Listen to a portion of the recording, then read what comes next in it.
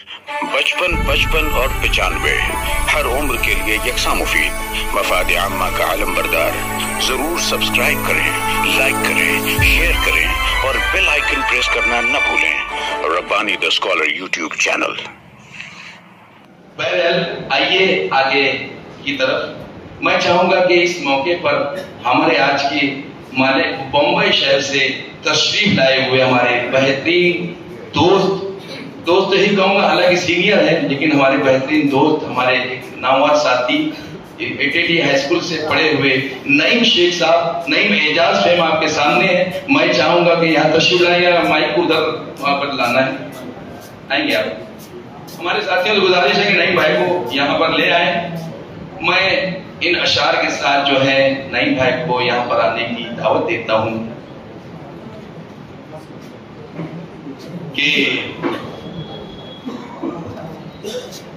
अश्क बनकर तेरी आंखों में उतर आऊंगा, अश्क बनकर तेरी आंखों में उतर आऊंगा, नक्श बनकर तेरे चेहरे पर भर जाऊंगा और खुद मुसव्विर की निगाहें भी रहेगी हैरान, रंग बनकर तेरी तस्वीर में भर जाऊंगा। यही रंग भरने के लिए मुंबई से आए हमारे नईम शेख साहब आपके सामने।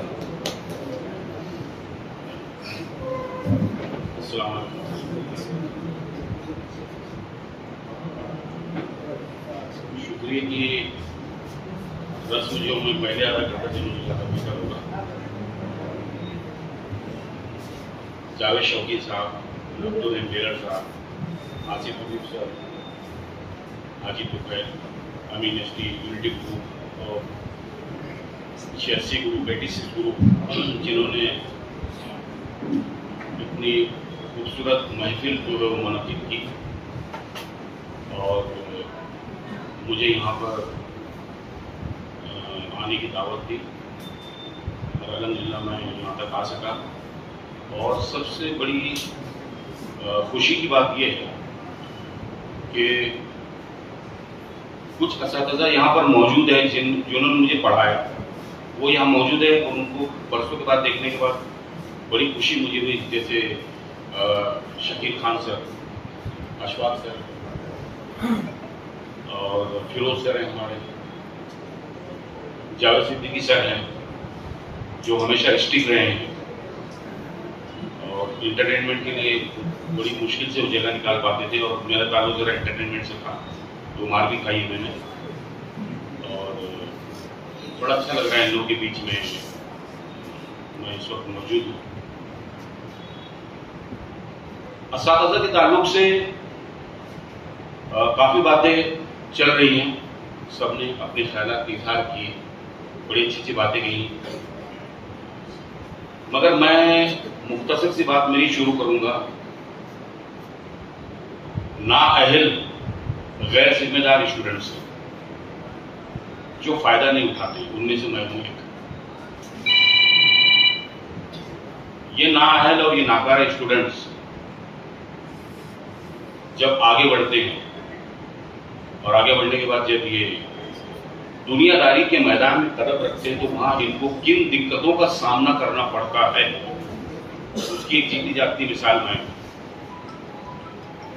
अशफाक पटेल साहब ने हमेशा हमसे कहा कि आप मेरे घर पर आइए, मैं आपको मुफ्त में मराठी सिखाऊंगा। जैसे कि अभी मराठी का जिक्र निकला, आपने मराठी का जिक्र किया। अशफाक पटेल साहब कहते थे मेरे घर आइए, मैं आपको मुफ्त में मराठी सिखाऊंगा, ये जुबान आपका जानना बहुत जरूरी है।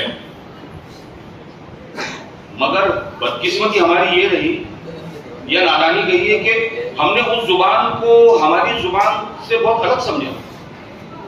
हम तो उर्दू पढ़ने वाले हैं, हम मराठी जानकर क्या करेंगे। ठीक उसी तरह जब मैं आगे बढ़ा, मैं सिटी कॉलेज में गया तो रियाज सर वहां मिले। रियाज सर ने कहा कि हफ्ते में एक बार टाइम्स ऑफ इंडिया खरीदिए आप, एक बार। उस वक्त मेरे ख्याल 10 या 15 पैसे में आता है टाइम्स ऑफ इंडिया, और उसको पढ़िए। जो मुश्किल अल्फाज है उनको अंडरलाइन कीजिए, डिक्शनरी में उनकी मीनिंग देखिए, रिवाइंड फॉरवर्ड कीजिए, पढ़ते रहिए, आपकी अंग्रेजी सुधर जाएगी, समझ जाएगी। हमने ध्यान नहीं दिया, क्योंकि अंग्रेजी बोलने के उस वक्त का मामला ऐसा था कि जब हम अंग्रेजी कहते थे तो बाकायदा हमारे अपने साथी हमको कहता यार बड़ी अंग्रेजी झाड़ रहे भैया, और शर्मिंदगी का सामना हमें करना पड़ता था। तो हम हमारे हौसले पस्त हो जाते थे कुछ सीखने के लिए। बड़ा अजीब सा मायूस सा समझा जाता था, ये अंग्रेजी कह रहा है कि मराठी कह रहा है, हम तो उर्दू वाले हैं। उसकी तकलीफ ये हुई कि मालेगांव से निकलने के बाद बॉम्बे फिल्म इंडस्ट्री में जब हमने कदम रखा तो वहां हमको इन दिक्कतों का सामना करना पड़ा।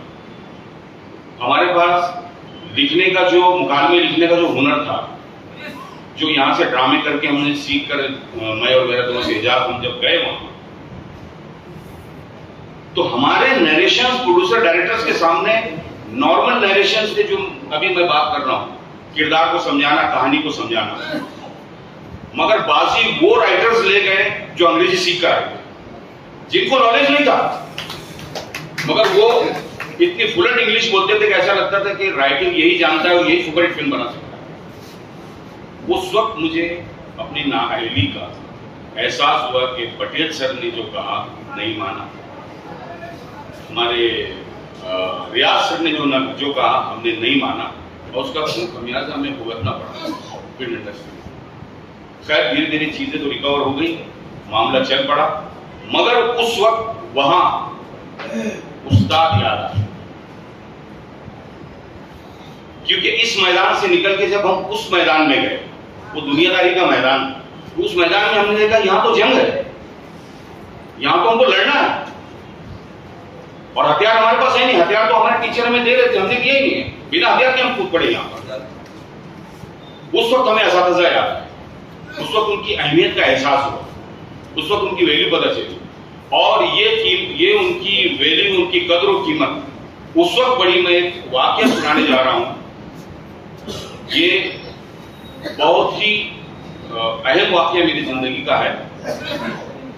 हम लोग एक फिल्म की शूटिंग करने के लिए उज्बेकिस्तान गए, जो रशिया में है।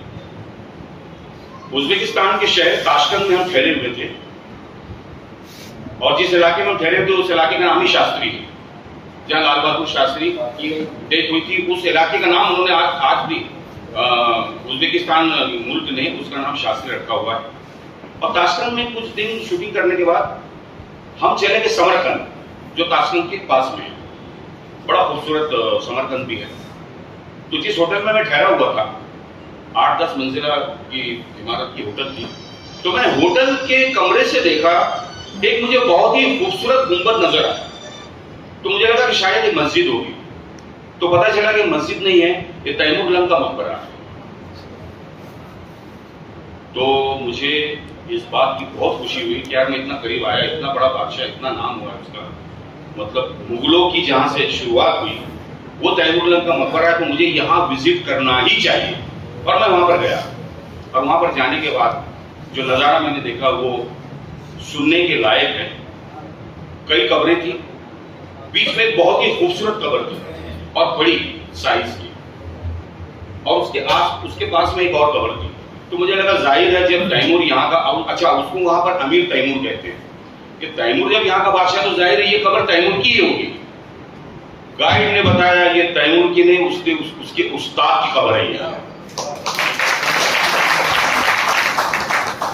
ये वो उस्ताद है जिसने तैमूर को घुड़सवारी सिखाई, दीनी तालीम दी, तैराकी सिखाई, तीरंदाजी सिखाई, तलवारबाजी सिखाई, जंग लड़ना सिखाया।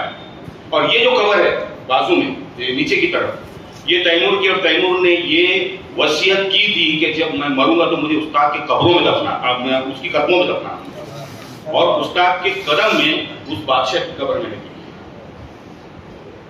उस वाक़े ने और वो जहां मैंने वो नजारा देखा वो मैं भुलाए नहीं भूलता हूं। आज इस खूबसूरत मौके पर मुझे वो वाक़या कहना पड़ा, और मैं बहुत इंप्रेस हुआ उस चीज से कि उस्ताद का दर्जा, उस्ताद की अहमियत वो जिसने समझा उससे पा लिया।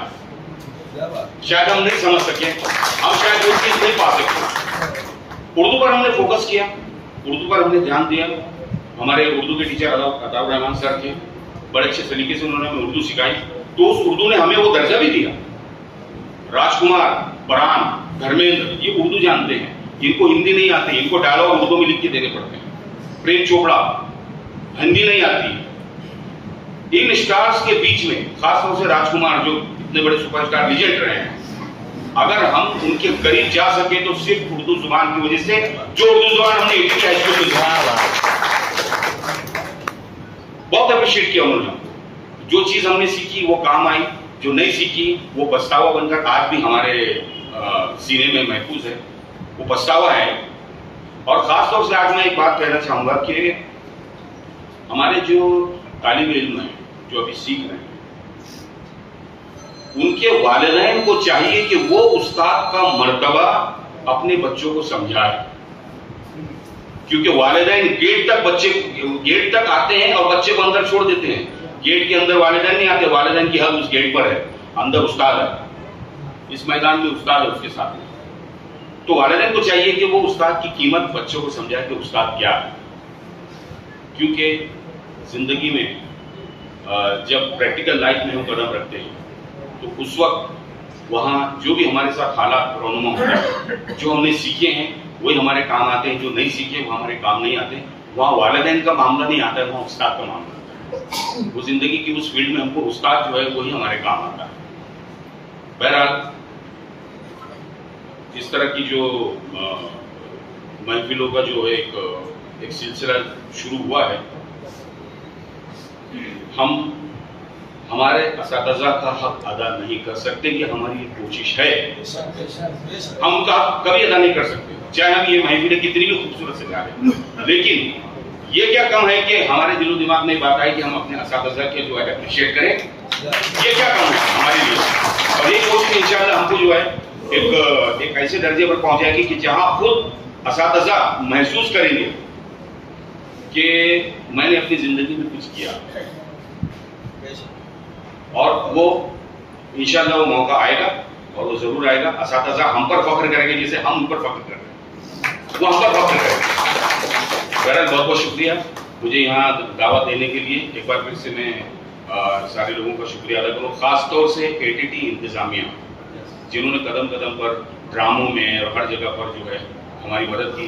मतलब ये मैं नहीं कहूँगा कि इंतजामिया ने मुझे फिल्म इंडस्ट्री में भेजा, ऐसा नहीं है, मतलब लेकिन एक एप्रिसिएशन है उनका, और मैं बड़ा ATT इंतजामिया का मैं हमेशा से बरसा से शुक्रगुजार रहा हूँ, जिनकी बदौलत जो है आज एक छोटी मोटी अल्लाह ताला ने इज्जत नवाजी, जिसकी वजह से मैं यहाँ पर खड़ा हूँ, यहाँ पर मौजूद हूँ, यहाँ पर मुझको मदद किया गया है।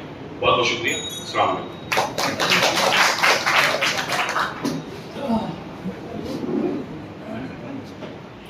पचपन और 95 हर उम्र के लिए यकसा मुफीद। मफाद आम्मा का आलम बरदार। जरूर सब्सक्राइब करें, लाइक करें, शेयर करें और बेल आइकन प्रेस करना न भूलें। Rabbani the scholar YouTube channel. Rabbani the scholar YouTube channel इल्मी, अदबी, दीनी, मिल्ली, समाजी, सकाफती, तहजीबी, फलाही, तिब्बी, फन्नी, माशी, तिजारती, माशरती, इंतजामी, इनकलाबी, तहरीकी, तहकीकी, तकनीकी, तफ्तीशी, तामीरी, तालीमी व मालूमाती यूट्यूब चैनल जरूर सब्सक्राइब करें, लाइक करें, शेयर करें और बेल आइकन प्रेस करें। Rabbani the scholar YouTube channel.